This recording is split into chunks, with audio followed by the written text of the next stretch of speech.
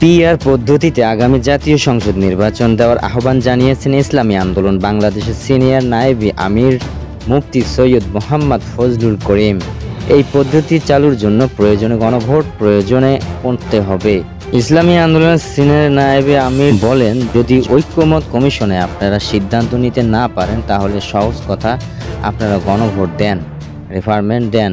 যদি জনগণ PR system নির্বাচনের পক্ষে থাকেন তাহলে আমরা অবশ্যই দাবি করতে পারি, আর যদি জনগণ পিআর সিস্টেম নির্বাচন না চায় তাহলে আমরা দাবি করব না।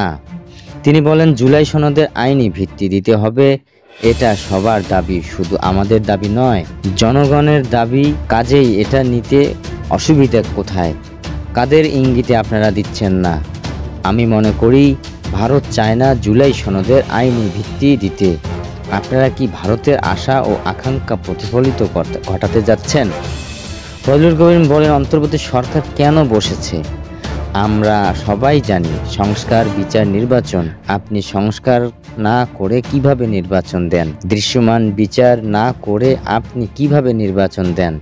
যদি শুধু আপনি নির্বাচনের জন্য ক্ষমতায় বসেন তাহলে আমার কোনো আপত্তি নেই, কিন্তু যদি আপনি তিনটি বিষয়কে সামনে নিয়ে ক্ষমতায় বসেন তাহলে অবশ্যই আপনাকে সংস্কার করতে হবে, দৃশ্যমান বিচার দেখাতে হবে, এরপর নির্বাচনে যেতে হবে।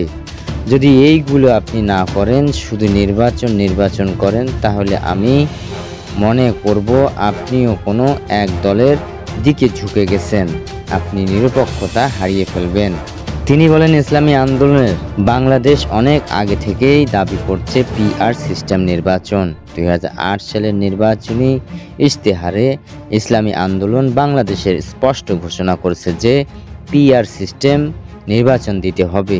পিআর সিস্টেমে নির্বাচনের ফায়দা কি, উপকারিতা কি, এই বিষয়ে ইতিমধ্যে